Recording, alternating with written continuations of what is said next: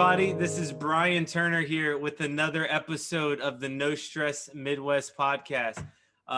Today, we are lucky enough to be greeted by Miss Maegan Kelly. Maegan, how are you doing? Good. It's a great day. It's a great day. So Maegan plays for the Houston Dash now. They just finished their season. Maegan's from Kansas City area, which was a really cool connection, how her and I were able to meet. And then I found out I knew her sister as well, who's a local coach. So Maegan's got some ties here in KC. Where are you now? Are you back here or are you still in Houston? I'm still in Houston and I'll be here for a little bit until head back home for holidays and such like that. Okay. So how was the season? Obviously a little different with COVID being there, but winning a championship or, a trophy, if you will, during the season is always fun. So what was the season like? How was it different in ways? I was just different completely because I was coming to a new team and there were so many new people who were coming to the Dash this year. So it was just when we started, we all came together as a group really, really quickly because everyone was really eager to just learn about each other and just get a good team environment going. Mm-hmm. And then COVID hit and that was okay, well, I was here with you guys for 1 week, right? And some people weren't even there yet, so it was just people who were new hadn't even met people who were on the team because they were gone or they were coming back from Australia or whatever. So it's just a crazy start already. And then we went and had to be quarantined for a while. So coming back and playing in the Challenge Cup after being quarantined, being that our season, right, when we were told, that was a process in itself, just for because sure. We had so many conversations about safety and our personal safety, and if you even felt comfortable being in an environment, and especially into an environment we don't even know how to even control. So it was just so many new things that a lot of people were skeptical about, and we were also well, we want to play, but we're just how do we play? And be safe and make sure even there's a lot of women in the league who have kids or live with elderly people or so. So it's just those people some of them ended up opting out of it, but then it was just a whole pay thing as well. Are we going to be able to get paid for the whole year? Right. So it was just a lot of variables and stuff. Yeah. And I'm sure as a pro, especially someone as experienced as yourself, you have routines that you do going into every season and before games and all this stuff. And then it's none of that probably is gonna apply to this year. So now you're out of routine. I'm sure that just feels a little uneasy at times. I'm sure getting through warm-ups and trainings, but that's what makes you a professional, right? You got to do it. Yeah, it was also leading up into the Challenge Cup, we had 3 weeks to prepare and be game fit for the Challenge Cup. And a lot of us were that just leads to potential injuries, things happening. We're playing on turf when we're there. It was just all of these variables that were questionable, but we all made it work clearly from the Challenge Cup. And we all just knew that these were going to be things we had to overcome. So we made it happen, and all the teams did really well throughout the whole month stint of being locked up. Right. Well, and I was speaking with, I think it was Carrie or Maddie, I forgot. But we talked about how the NWSL was the first American league to set up the bubble or quarantine-ish area and have an effective season, tournament, whatever you want to call it. So guinea pigs. Yeah, right. Well, the rest of the world was watching you like guinea pigs. Trust us when we're saying it was cool though to see it, because that was the first sense of normal for us, right? Seeing sports. I mean, I'll be honest, it was so bad that I was simulating FIFA matches on my Xbox and betting on it, like just watching it. Oh my god. And then ESPN had like marble racing, and like it was some like they had some really crazy stuff, but they had marbles as like fans. And I mean, it was crazy. I remember watching that, and I was like, God help me, please, please. We need some sports in our lives. Yes, please give me something. So yeah, so let's kind of take it back a few years, okay? Let's go back to little Maegan. So what was it like growing up?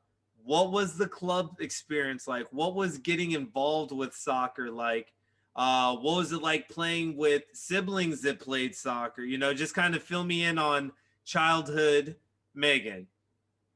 Well, childhood Maegan wanted to do everything her siblings were doing, let's be honest. They were playing soccer, so I wanted to play soccer. Fair enough, right? But I played since I was little, like 4 years old, always kicking a ball around. But I played with a club called the Comets. Mm-hmm. It was just like, it was a really, really small club. We had like maybe 12 teams that weren't rec, and all the other teams in the club were pretty much rec teams. Yeah. But yeah, I always played against like FC Kansas City, or KCFC was what it was back then, and things like that. But I actually played up a year when I was younger because my parents said that I was hurting kids my age on the soccer field. Were you too aggressive? Because I was with my like slide tackling in the backyard with your older, and that's so important. I think when you have a younger brother or sister playing with the big brother and sister, you become more aggressive because you got to hold your own. You do, and you're smaller and whatever. Yeah. You're not going. So my out parents like a punk. decided to move me out. You know, yeah. I went up a year in soccer. Yeah. But that made it interesting though. Like after my team had graduated from high school and went to college, I had to find a new team, which kind of like through my whole high school time, I like guest played with a bunch of teams and things. Yeah. So it kind of made it easy, but it was still a little different. But my dad coached me. Okay. The whole time I was growing up, pretty much. And that was pretty awesome for me because I got to spend so much more time with my dad, right? Like on weekends, traveling, trips, things like that. But yeah, I would say that young me was just playing soccer because my siblings were playing soccer and I enjoyed it. Okay. Now, what was your first experience of like watching soccer on TV? Like, was it, I'm guessing it probably was a U.S. women's national team as far as women on TV. I didn't really like watching soccer on television. Okay. That's fair. I would watch it for a little bit, but then I would leave. Yeah. All right. But as I got older and like I would sit there with my dad and my sister and my brother and things like that. Mm-hmm. And we were able to talk about it, and like my dad would make it more like kind of a learning thing for me where he would pick out players and be like, see Meg, this is how you could do that. Yeah. Or scenario that you were in last weekend, blah, blah, blah, and look how so-and-so got out of it. Yeah. So things like that, like that helped me and made me enjoy watching like the EPL more or those leagues. Yeah. I remember though, I didn't get to go to the Women's World Cup, but my dad went with my sister and my grandpa.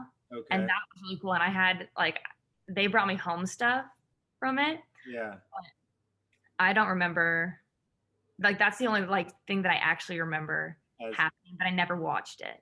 Okay. So it was like my parents went to the World Cup, or and I just got this T-shirt. I have this key to the cup now. Like this is so cool. Cool. So all right. So as you grew up, you mentioned kind of that last year of high school for you with club and how that kind of threw a wrench in things. Maybe it was getting you used to being uneasy for this season that just passed, right? Who knows? But you were at St. Teresa's, which for the people that aren't familiar with the KC metro area, one of the top high schools, usually ranked nationally every year. When I was at Aquinas, that was one of our rivals. And I'll say, while at Aquinas, we always got beat by Teresa's. It was like, I think 5 years in a row. So they are legit. They've obviously had some pretty big names that have come out of there. But for you, Maegan, you earned first team All-State and KC Metro area. And the KC Metro usually has anywhere from 4 to 5 nationally ranked high school programs every year. So as a freshman, sophomore, and senior, you were first team All-State and All-Metro, including leading Teresa's with second most goals ever scored in a regular season with 30-9. What a high school! I almost beat that record. What happened? You almost beat it? Yeah, I almost had I was 2 goals away from my school record. Yeah. And we had the semifinal game of state. And they canceled it because of weather. And so I didn't play last game. And I was like, my dad was more mad than I was. And he still you're gonna make this game happen for my baby.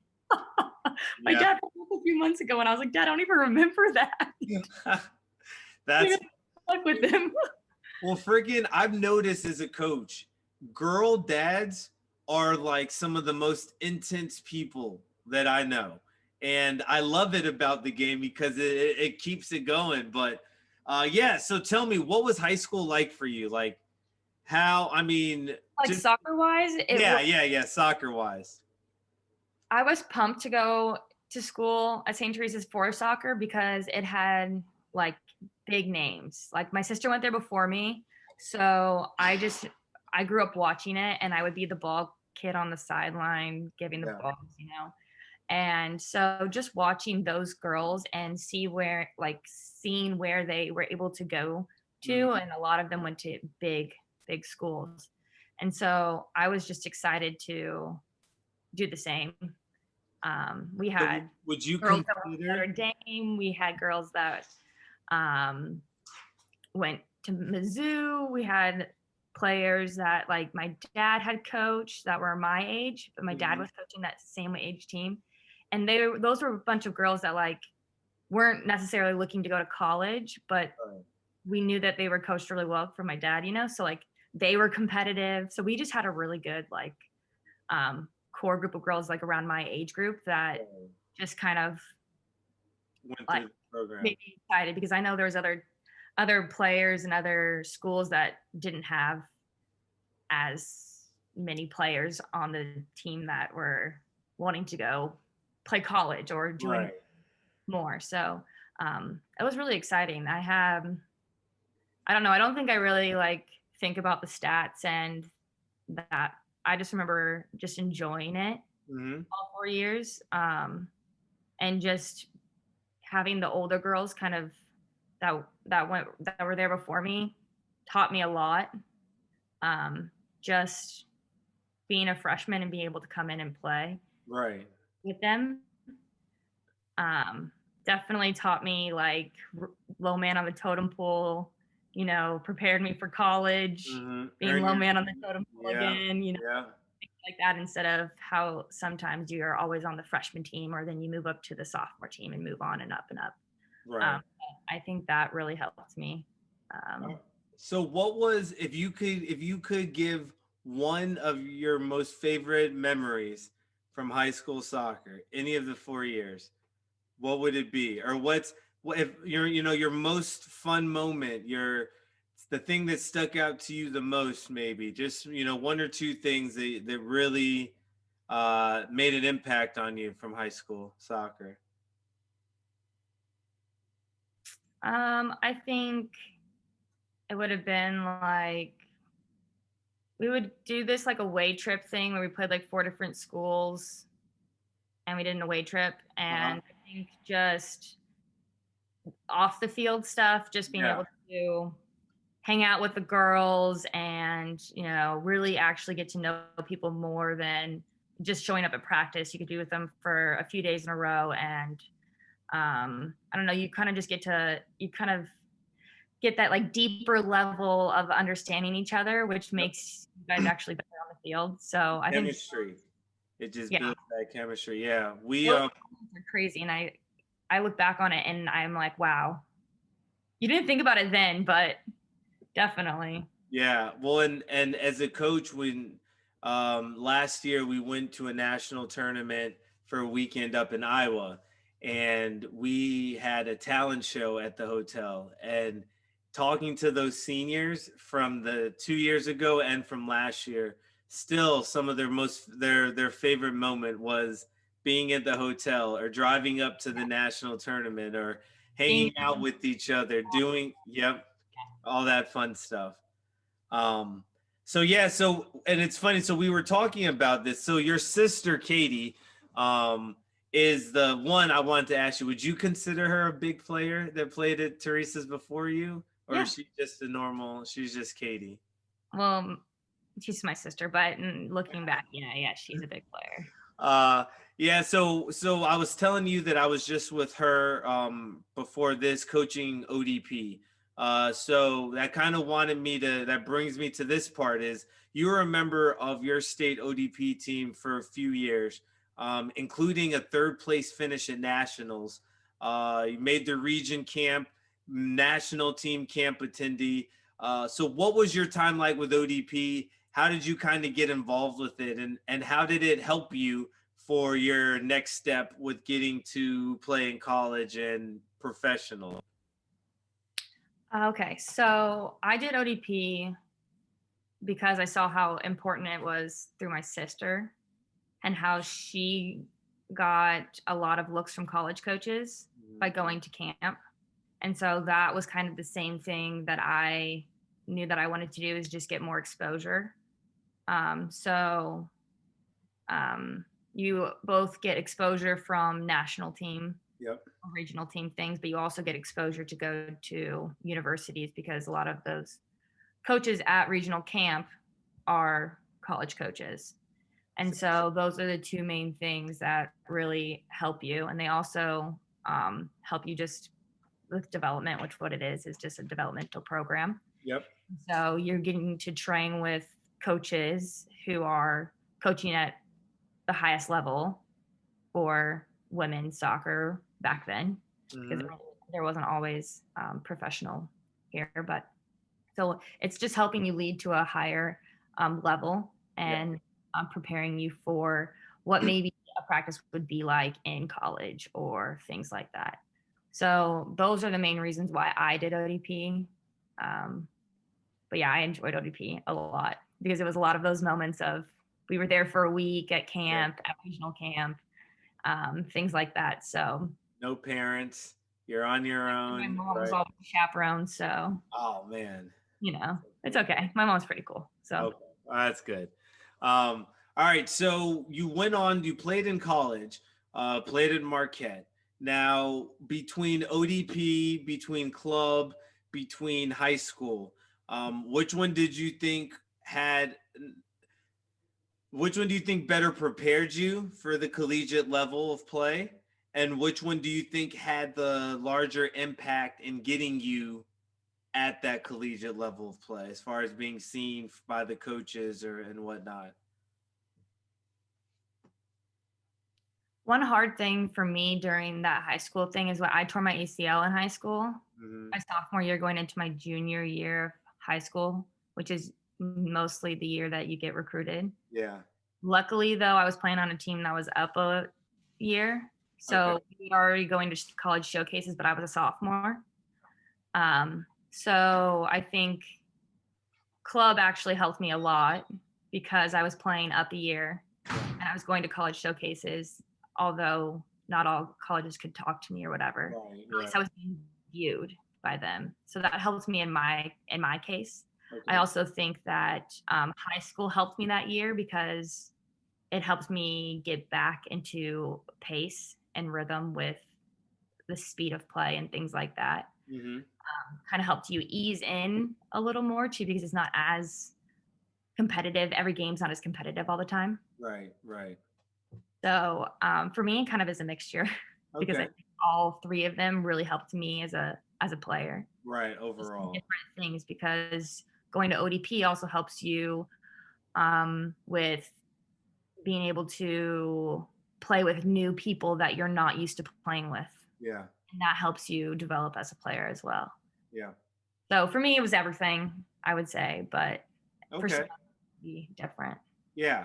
All right. So you wound up going to this school. I don't know if people have heard of it. It's called Marquette. Pretty decent soccer program there. I actually coached 2 kids at Aquinas. One girl who went there 2000. When did you graduate? Yeah, Jamie Coutet. Yeah. And then Kyle Gress was on the boys' side for a bit, and he went there. It actually came and was I took her around school. Oh, that's crazy. Yeah, Jamie Coutet. Oh, I miss Cootie. Okay, so while you were at Marquette, you picked up quite a list of awards, watch list recognition. You were Big East first team and all tournament team. You were Mac Herman Trophy watch list, all rookie team. List continues to go on. So what made that freshman year, I'd say, so impactful? What was your mindset going into it? And then how did the actual season go? Was there a lot of difference in what you thought it would be like versus what it was like? Are you a student that's struggling a little bit with the hybrid and virtual learning and looking to get just a little more help academically? Or are you a parent that has a child who's struggling to keep that same level of discipline and rigor that they had in the classroom at home? If any of these apply to you, check out No Stress Midwest Education, an academic tutoring service where we offer both in-person and virtual tutoring. One of the things that separates us from others is that all of our tutors are board certified educators in Kansas and Missouri in a variety of specialty topics and familiar with the latest curriculum in school districts around the metro area. We are passionate about helping students achieve their goals in the classroom and also committed to helping students build the necessary skills and tools they will need in the future to succeed on their own. Our team follows the latest guidelines from the CDC. We require masks for all in-person tutoring to protect both the student and the tutor. Our tutors will either travel to your home or meet at a predetermined location to conduct all in-person tutoring sessions. All we need is a space for learning, and we're ready to go. At No Stress Midwest, we truly believe in developing the well-rounded student athlete.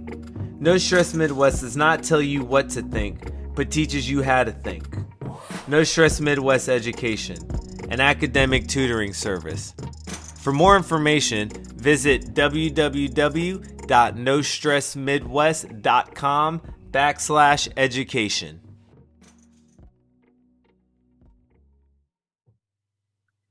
To be honest, I don't think I really put any expectations on it. Okay. Because it's just different.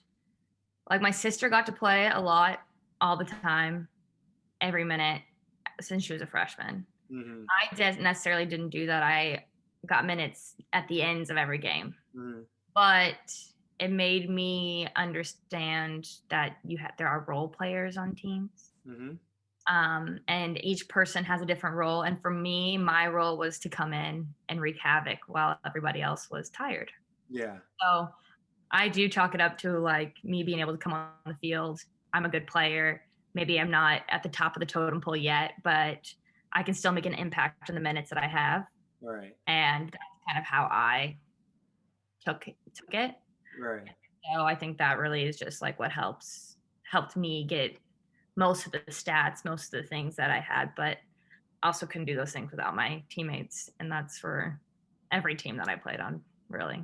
For sure. And you mentioned something. You said, maybe I wasn't at the top of the totem pole yet, right? And I think that yet is very big because it showed that, yes, you might not have been at the top you wanted to, but you knew that you could have gotten there, and you knew that it takes work to get there, and you weren't content with what it was. So I think that's a very good point.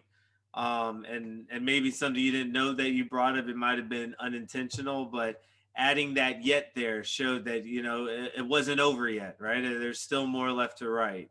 So I like that.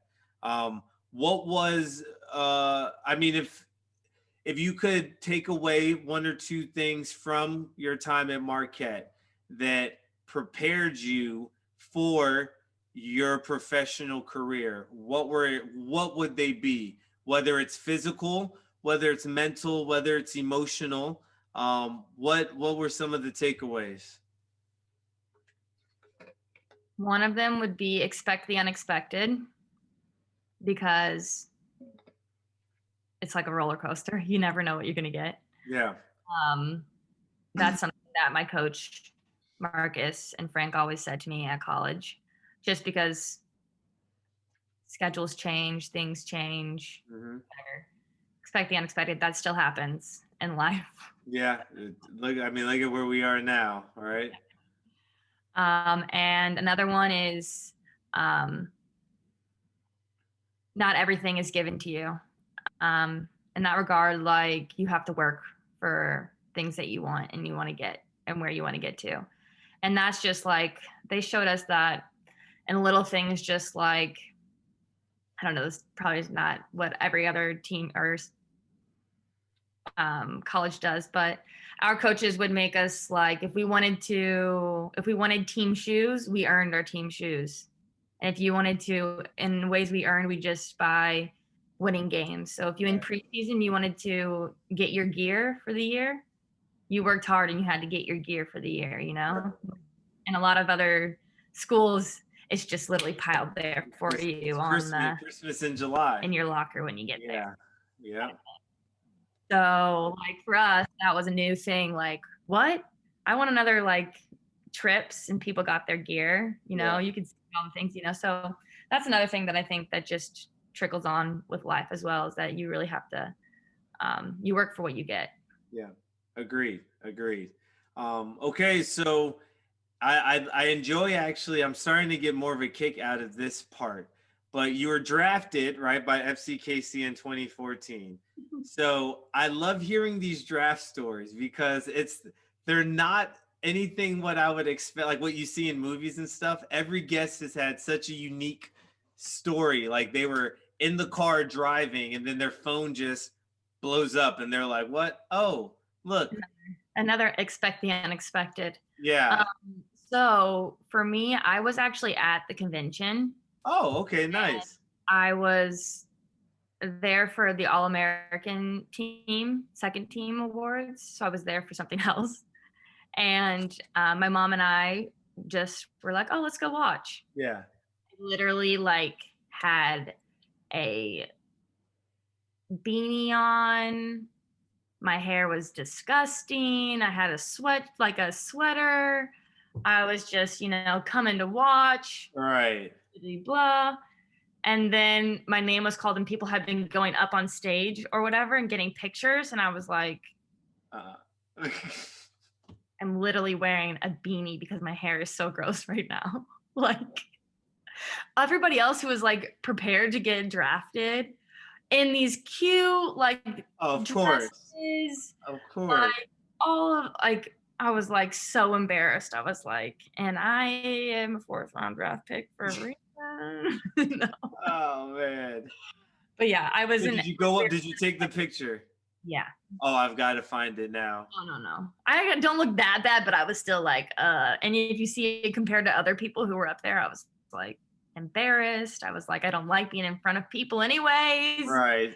And so it was just, yeah. Okay. But I knew Hugh and Vlatko, so I had to go up there because I knew them. You knew them, and they made eye contact with you, so you're like, oh, and they knew I was there. Yeah, you're like, God damn, I can't leave. Oh, you guys couldn't have given me a heads up. Right. So you were there. You were selected by the home team there. Did you know? Well, obviously not. You didn't know that you were going to be picked up by them. But what did it feel like knowing that, one, obviously you were drafted, but two, that you were going back home to KC to play in front of family and friends? It was awesome because I knew I had, like, you know, you kind of have this safety net of being home. Mm-hmm. So you feel more comfortable, but it was also cool because a lot of the other girls in my age, we were all drafted and we were all KC players. Yeah. So it was really cool because we were all like used to playing with each other, Right. against each other growing up. We had like during college, we would come home from our schools and we would all play together, things like that. And so it was just like a really cool experience to do that. But then we all realized that getting drafted actually really doesn't get you anything. You're still basically, you don't have a contract, you have nothing, and you just get the opportunity to come into a camp, which we all were like, what? Yeah. Yeah. It hits you fast. Bomb dropped on us. And then we were all like, wait, how many contracts do they have to get out then? Yeah. And it wasn't enough for everyone. And we were like, it sucks because we're all like one little group and you're fighting against your bestie that you've just been playing or against your whole life. And you're like, this sucks now. Yeah. But it's life. And if there's one common theme I've heard from professional players is when it comes to the game, it's a business, right? Unfortunately, at that level, it's all a business. It's nothing personal. Yeah. That was a hard thing for me to grasp, especially after college. Mm-hmm. One big team, you're one big unit. Everyone is doing it for each other. Yeah. And switch to this whole mindset into it's all about me. And it's never been just me my whole life, Right. It was a very hard thing for me to grasp, but eventually you have to, or else you're not going to make it. Yeah. There's no one advocating for you except for you. Mm-hmm. And no one's going to look out for you the way that you're going to look out for yourself. Exactly. So you were picked up there. You're at FCKC. How long were you at the program? And then I saw that you're transferred international. So before I get into that, I just want to see how long were you with FCKC? I was with them for 3.5 months. Okay. And then that's when you transferred to Iceland, right? Yeah, because they were picking up a girl, and so one person on the team was going to be, their contract was going to get taken from them. Uh-huh. So, and I wasn't playing that much anyways, and I was like, you know what, I really want to just go overseas and get playing time, get playing experience, playing pro, all these things. And so that's when I decided that I was going to go over to Iceland and play with Stjarnan. And that was going to be my next question. I had the UMF part made out, but I didn't know how to say the last part. So Stjarnan. Okay. In Iceland's first division. So you said you wanted to play, you wanted to get overseas. How did you find them? Did you have an agent? Like, was it a lot of just like Google, hey, professional soccer teams in Iceland, how did that experience come about? I was lucky enough that my sister had already played a few years pro overseas. And so she, over time, got an agent through one of the girls that she became friends with. And so when I was looking to go overseas, she's like, just had her agent basically find and look out for me. And he's been my agent ever since. Okay. Yeah. So that was back in 2014, 15, something like that? Yeah, like 14-ish. Yeah, so it's been a few years since he's been there. So okay, after you were with them, you then made a trade over to, was it Åland United? Åland United. For the people listening, it has an A. All right, it's not an O there, right? There's an A. Yeah, it's an A with a little circle on top. It's Swedish. It's a Swedish A. Yeah. Åland. And that is in Sweden, right? Or it's in Finland, but they speak Swedish on this island. Okay, so you were there for 2 years. How did that move come about? I was only there for 1 season with them. Oh, 1 season, okay. And then I went to Cyprus. But when I was in Åland, my sister was in Finland the year before, and this team played Champions League, and so she played Champions League with this team in the after it ended. And then we ended up going to that team together. Oh, that was the first time that my sister and I had ever played soccer together on a team together that was like actually ours. Yeah. because I've played with her like growing up. I was like a player that they put on the bench because they needed an extra player and just in case. So I was on her team, but You no. weren't, yeah, yeah. But we're 5 years apart, so we never got like high school or college together. So that was our first experience and was awesome. I was nervous, but it went and ended up well.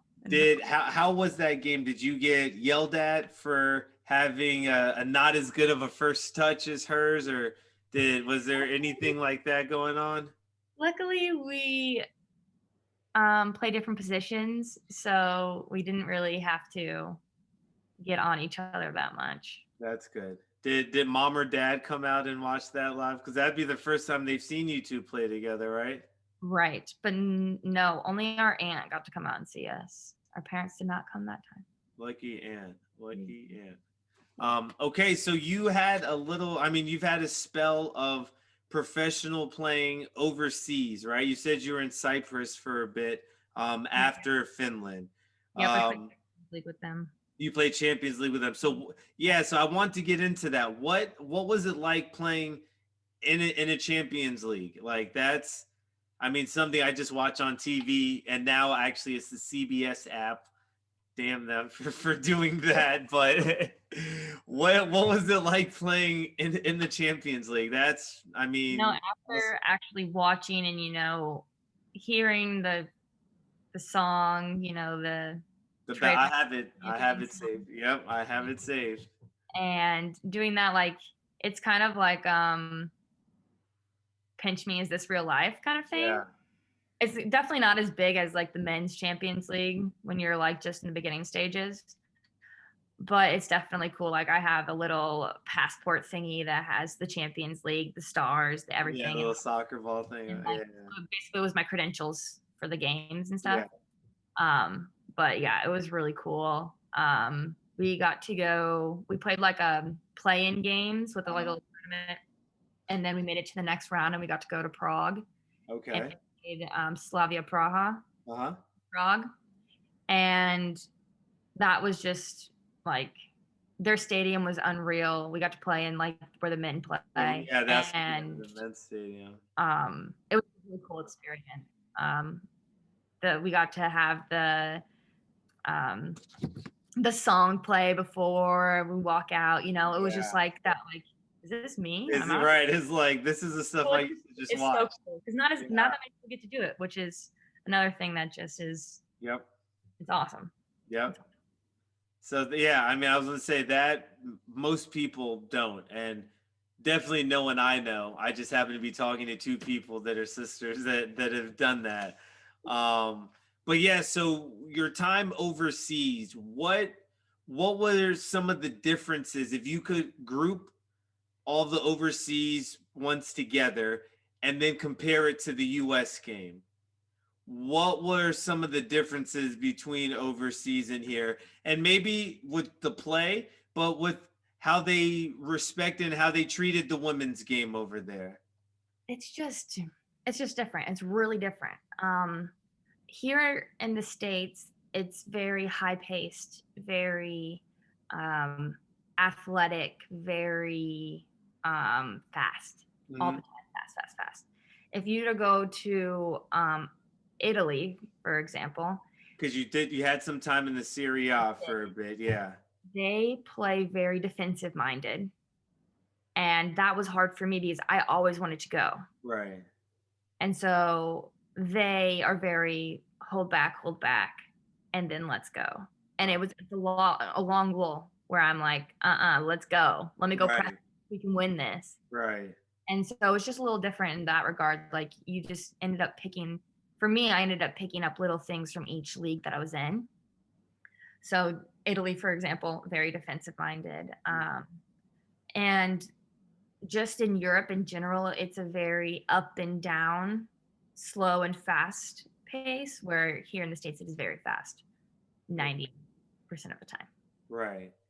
Okay. And I've heard that in the States I've heard this from other people that we're very disciplined in like the roles and what each position and stuff does, unlike other countries where it's not as much I can't think of it. Not as much to those positions. They have a lot more flexibility to do this and that and move around. They do. Yeah. It's true. And also a lot of players over there are very technical. Yeah. Very, very technical. And Americans are. Sometimes we're not as technical as they are, but we're faster. That's very nice of you to say. Most of the time it's like that. It's like the American style of just sports is if you're bigger, faster, stronger, you're going to be better. And that's what the soccer has mostly grown into here, I think. The thing with playing our style of soccer gets us more fit. Mm-hmm. So like when I were to go overseas, I'd be the fittest player on the team. We're like here in the States, I'm not always the fittest player on the team. Right. So it was crazy to be like, they're like, oh, you're so fit. And I'm so like, in shape. You're like, oh, me? Thanks. No, Yeah. Stop that. So just like, it's just the realities of each place. But yeah, everything's so different. Very different. So over there, yeah, a lot of players have jobs as well as play, and not everyone is always, not the whole team is always getting paid. Right. Because it's actually, they're like clubs, like their youth are playing into this. Or like we still play club. All of them are like trickling into this top team. Okay. Isn't that crazy? Interesting. That's interesting. Are you ready to take your game to the next level? Trust the process and sign up for No Stress Midwest training today at www.nostressmidwest.com/training. No Stress Midwest primarily offers training for soccer players on the individual, group, and team settings of all ages and skill sets. Our training is customized for the player, and our goal in doing that is to continue to grow the love of the game, build a personal desire to want to develop, and create the chance and choice for the player to play at the next level. We have developed a unique solution here at No Stress Midwest Training, showing our clients that you can have fun while still getting better. By creating a unique training environment customized to the player, we feel that not only are we able to get the most out of the individual by creating a no-stress environment, but we are also teaching them fundamentals that they can carry off the field and apply in their everyday life. Visit our website at www.nostressmidwest.com/training and sign up for your first session today.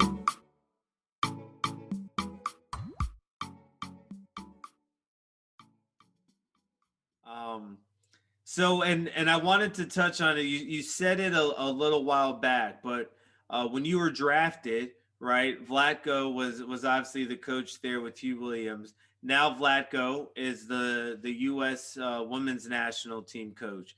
So what was your time like there? And then with Reign FC, you were there for a short stint. Was he there as well? Yeah.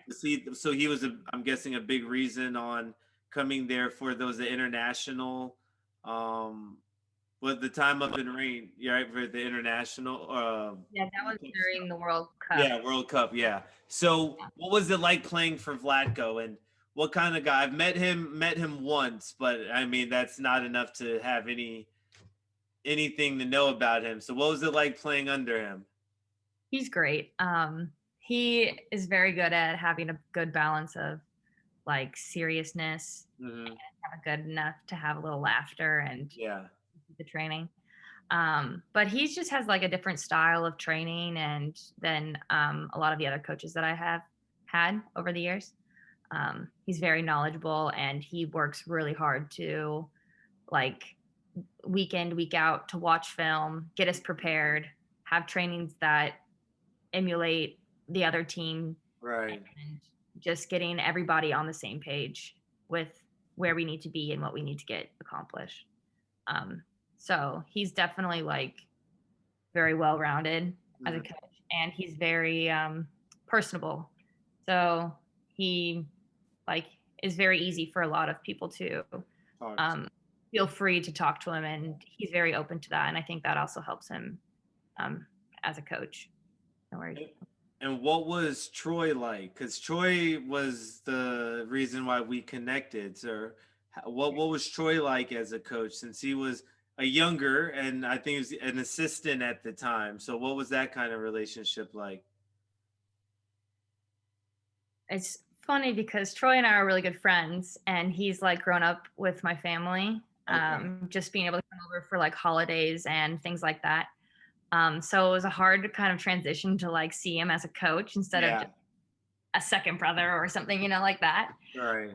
But no, he was able to, I think, learn a lot from that experience just grow. So I think that was really cool for me to be able to see him start and finish with the team and see his growth as like just as we would just talk soccer. Right. Right. At home or like regular, that's just kind of what we do. But yeah, his growth has been great, especially like having someone like Vlatko to really like pick his brain from, which I think has helped him as well. So hard transition for him to be from that to that, but it was also easy because I have a lot of coaches that are now friends. Right. So after, you've had we've had time in Italy, Cyprus, Finland, Iceland, right? Now, not all of them, there's that much of a language barrier, but in Italy, right, your time at Atalanta, there's a language barrier there. So what was it like in the locker room? What was training like? What was like just hanging out with your teammates outside of training, like, or in the locker room? What was that all like?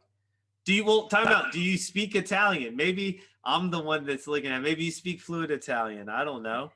I do not speak fluent No. Italian, but I did get a lot better. We had classes. Okay. And we were able to take some Italian lessons, and we got a little bit better, but still not that great.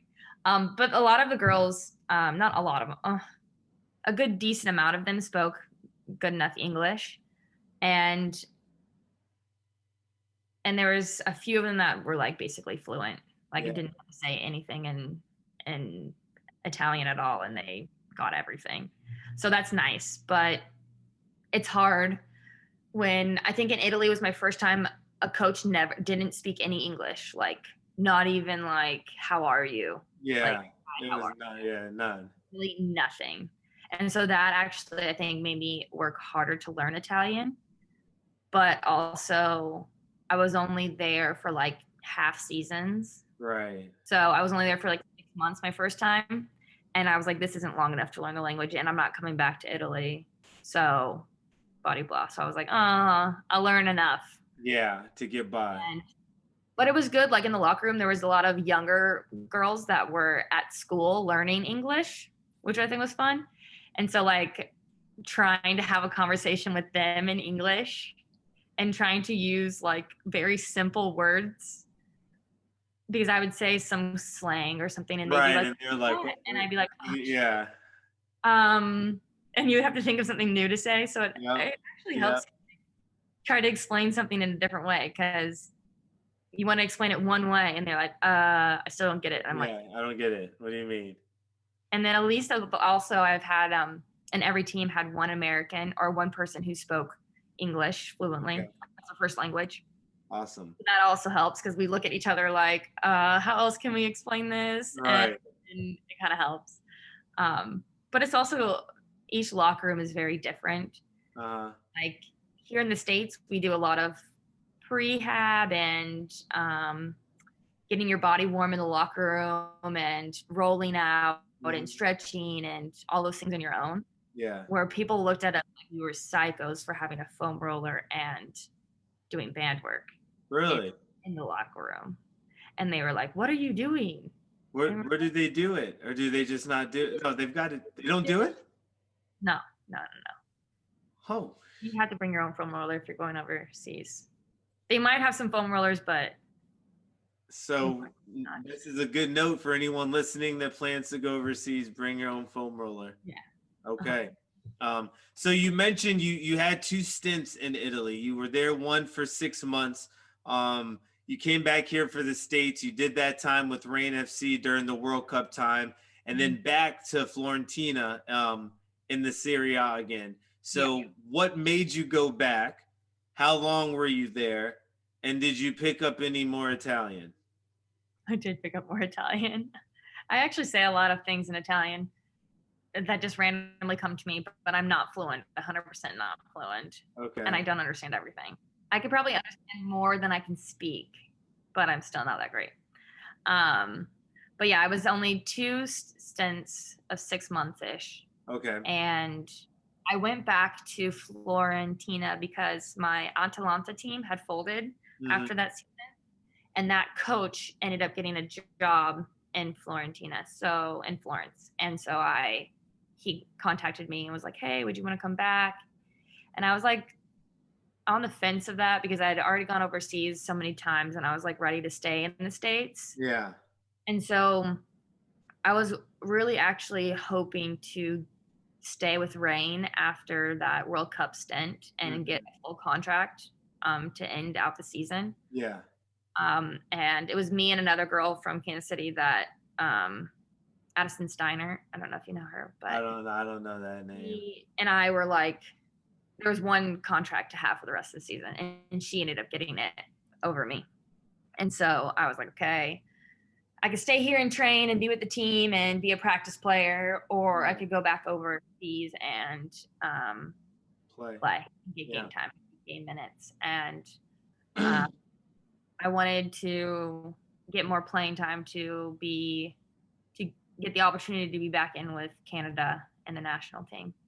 And so I was contacting with the coach with Canada, and he basically said that he needs to see me in minutes in order to be able to come back and get back in with the squad and stuff. So that's when I decided to go back over.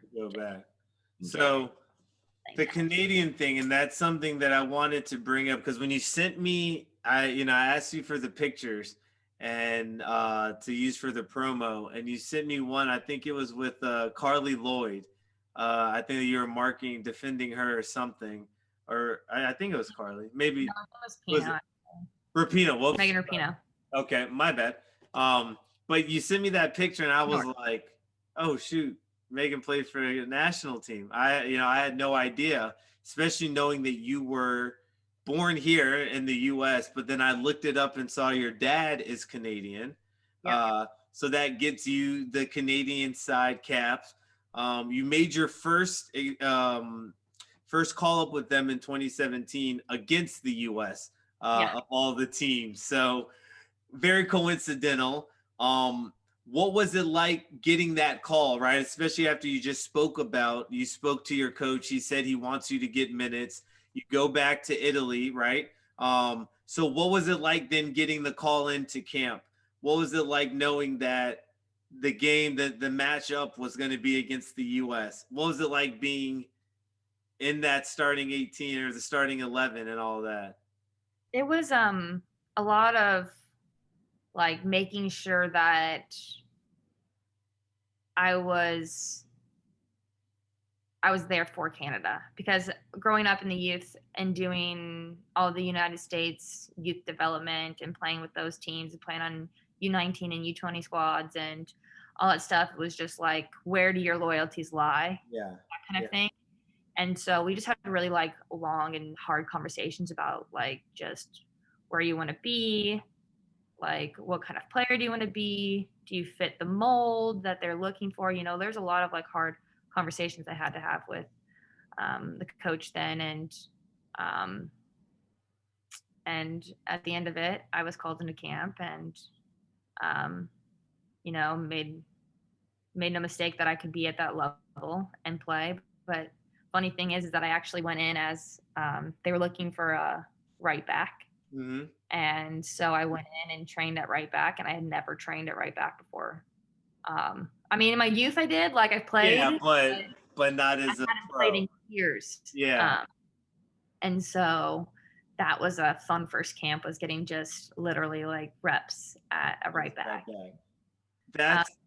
That's very interesting, because I think people listening need to if that's not the perfect example of like, don't say that you only play one position. I made this mistake as a kid. I tried out for this youth team, a really good team.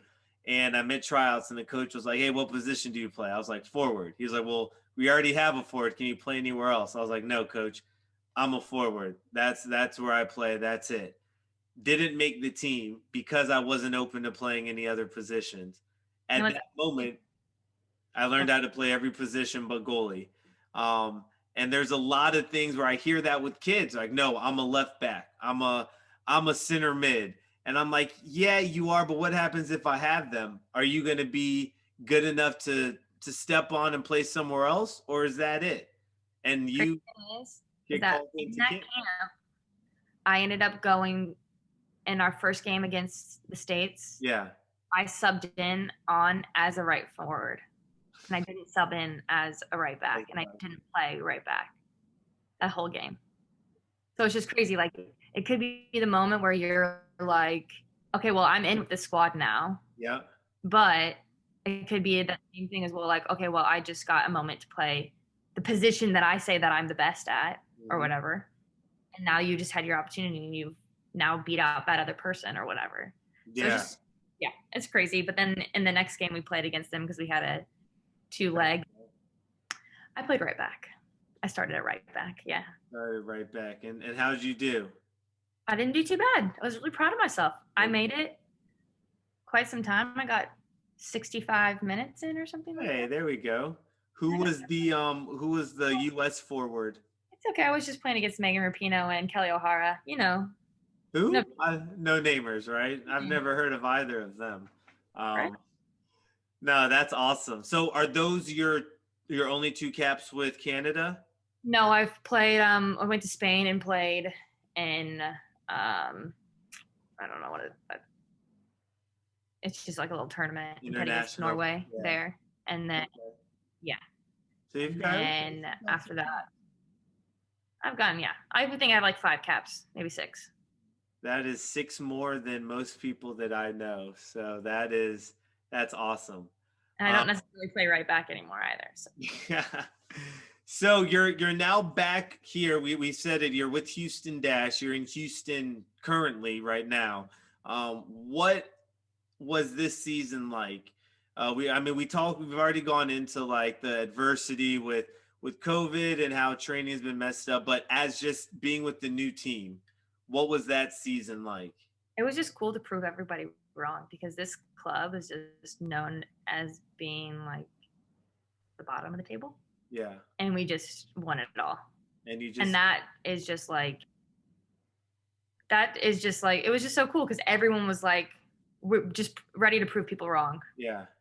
And like I keep talking about the camaraderie that we had as a team, and I think that really helped us like come together as a team to then prove everybody wrong that we aren't the worst team in the league. We might things are good here, and it just had a bad stigma to the Dash, and we just completely changed that in one season.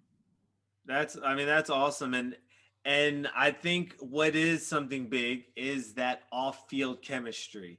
I am a very big believer in that is what wins championships, right? You can have the most talented team, but sometimes it just takes that little thing that doesn't come from soccer that gets you guys all going together, or that has that this person's thinking this or that or whatever. So it was awesome, because there was we had players that didn't see it a minute on the field, and I didn't even play that much, but like literally like everyone was cheering for every single thing. And literally the celebration after, like probably the best celebration I've ever had, and I didn't probably play as much as I would like. Yeah. I 100% didn't play as much as I liked, but I still felt like on top of the world for us and for our team and for everything. And I think that is just like, that was amazing. And this club just, that's huge. Great celebration. We probably celebrated for a week straight. I'm not gonna lie. Hey, as you should have. I don't think anyone is gonna complain about that. You guys earned that. But yeah, so Maegan, we're caught up, right? We're current now with the life of Maegan Kelly. We know that you're the better of the 2 Kelly sisters. Can we say that? I do appreciate that. Mm-hmm. 100% say that. Okay. Hey, I just want to take a quick pause to thank our sponsor, AGY Performance Training. If you're a soccer player in the Kansas City area, elite or pre-elite, and you've got next level goals, AGY Performance Training should be on your radar. Over a dozen MLS, NWSL, and USL pros trust AGY to get them ready for the grind that is professional soccer. Find them on Instagram at AGY Performance Training. So let's get into some generic questions. Now, I sent you over a few of them, and kind of I coach a younger kids team, two younger girls teams, and they were super excited to know that I'm going to be talking to some professional soccer players, some women. A lot of them have thoughts of playing. Some haven't thought about like next week. So right, so there's a large spectrum. But I got them to put together a few questions. So we're gonna go through them rapid fire. You can't laugh at how silly or how serious any of the questions are, because they're all serious, okay? All right. Okay. I'm ready. You ready? Deep breath. Okay. What would you be doing if you weren't a soccer player? If you weren't playing soccer? Rapid fire, not happening. I have no idea. I literally have so many things on the plate that I'm like, oh, I love doing creative things. I like building things. Maybe I want to be a dentist. Maybe I want to still go into psychology, which I got my degree in. Blah, blah, blah. No idea. No idea. Okay.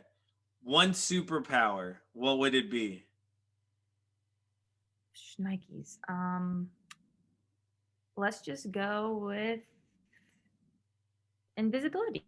Invisibility. Okay. I dig it. I like, yeah. I mean, if you can turn yourself invisible, I'm thinking something's a little strange. This can be different. When you eat your cereal, are you putting the cereal in the bowl before the milk or after? 100% cereal in milk after. Okay, good. Just making sure. People who do the opposite, though. Yeah, you question. I tell them you stay away from people that eat it like that. Now, I was told today that it is acceptable if you do the cereal and then the milk. If you eat the cereal and there's still milk left, it's doable to put the cereal back on top of that. But that's the only way. That's the only. Because you need to get rid of the milk somehow. Exactly. So all right. So we can agree on that. Let's see. Were you a good soccer player when you were in third grade? Yeah. You were. Okay. I like it. Who would you like to thank, one or two people, for helping you get to where you are? I would say my coaches. Probably my dad, 100% the most. And then definitely my college coaches and Scott Moody and those guys at Soccer Fit or Athlete Fit. Those guys have really helped me just with my performance and off the field, other things besides soccer. Okay. But yeah, those are my people. All right. What do you eat before a game? And is it okay to eat ice cream before a game? I have a funny story about that, but I was really young. Uh-oh. I had a corn dog from Sonic. And I was the only kid who didn't throw up after this final game or for this final game. So no, it's not acceptable to eat ice cream before a game. Do not do that. If you are winning and you're playing really well and you eat ice cream that day before, then I would continue doing it because, superstitions. But no, I don't usually eat ice cream. That's not your go-to meal. No. I think I just go pretty plain, just with like some rice, chicken, and veg. That's my day before. But then before the game, I stick with depending on the time of the game. Yeah, and that's what I was going to ask. That was my next question. I can't eat more than 4 hours before a game. Before? So morning games are tough, huh? Those are tough. You just have to have a little something. A little granola bar or something? Yeah, maybe even a smoothie. You got to get something in there. Yeah. So do you prefer morning games or evening games? Evenings. I like playing under the lights.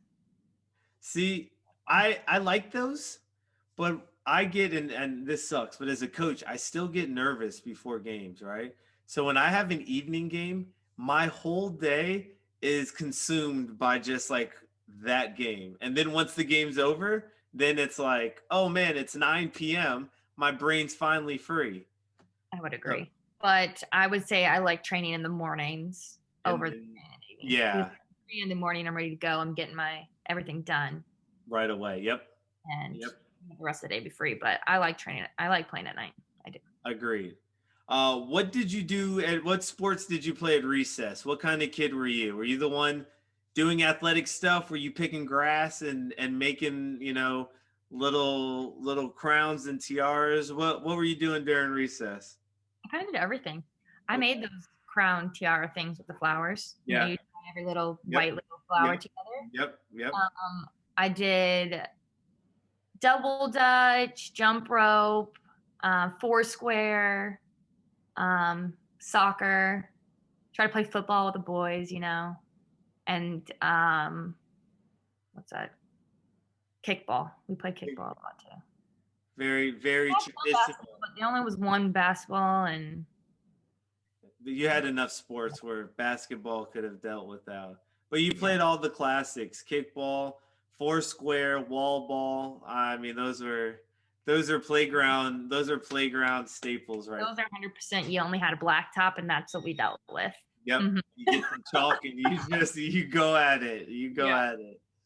So when did you know that you wanted to be a professional soccer player?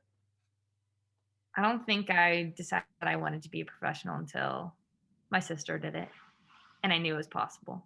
Okay. All right. And let's see. What kind of goals do you set for yourself every season? Personal, team, whatever it is. Goals are hard things. But I try to do small ones. Yeah. Weekly goals, because doing a daily goal for me is just not possible. Mm-hmm. I forget, especially if you're trying to do it. And then I'm like, oh, well, I didn't even do it that day, so I'm not going to do it. I'm not going to do it this day. And then it's okay. I stick to weekly. So one could be just like reflecting back on the week's training and how you did and what you can do next week for it to be better. Another thing I do is like, depending on a practice, I'll do a lot of goal settings of like, okay, well, it's more of a competition. I'll like ask someone, we're going to do a competition between you and me, and whoever gets the most goals wins, and you have to buy the other person coffee or something like that. So I do little ones like that, but I do, at the beginning of the season, I do set a goal, like I do write out goals, but they're not always on my mind, if that makes sense. I get you. I got you. So Maegan, that kind of wraps up what I have for you.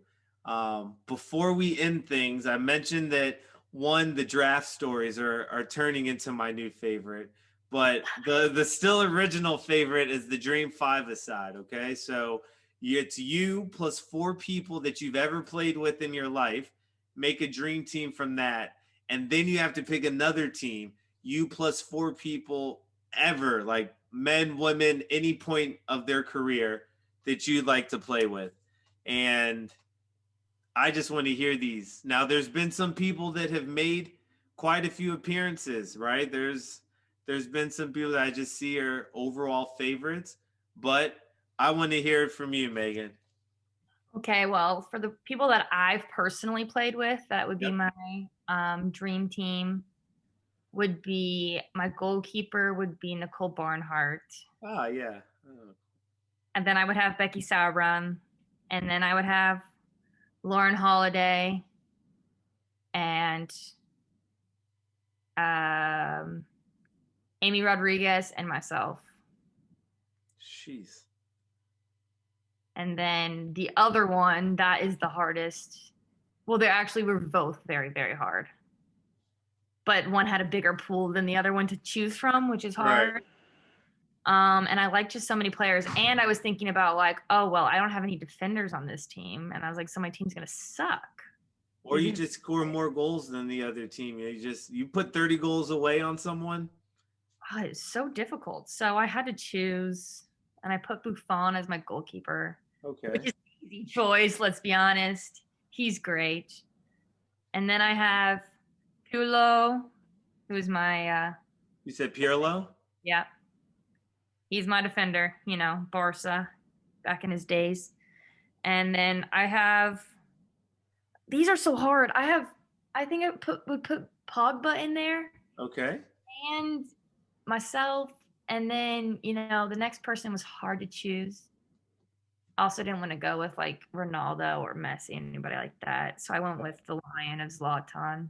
Oof. I feel like he's really cocky, and that makes me so pissed. But I also think that'd be great for him to piss off other people, and they not play very well. So now our team's winning. Yeah. Well, I mean, you have someone like Zlatan and Buffon who have drank the water of everlasting life, because these guys are in their prime, in their 40s still. Yeah, right. How's it possible? Just balling. Okay, so we've got Buffon, Pirlo, Pogba, Zlatan, and Kelly. Yeah. I've heard all 5 of those names mentioned before together, so this isn't the first time. Oh, okay, good. So, Maegan. Like my sister said earlier this morning, she had me on her dream team, right? Yeah, no, she said it was actually just a bunch of you. It was just you, and you. Yeah. Those were her words, not mine. Not mine. But no, so Maegan, I want to thank you so much for being a guest on the podcast. We've been able to talk about a lot of good stuff. You're the first guest that has played in the Champions League. So now every time I hear that song, I probably will think of you just for a bit. So yeah, anything that you would like to leave the listeners with? Any final words? Anything of the sort? No, I just want to say thank you for having me on this show, and go out there and treat people how you want to be treated. That's about it. It's so simple. Treat people how you want to be treated. Life would be a better place, I think. Exactly. All right, everyone. Well, thank you. This is Brian Turner. We are here with Maegan Kelly on No Stress Midwest Podcast Season 2. Thank you all for listening, and we will catch you next time.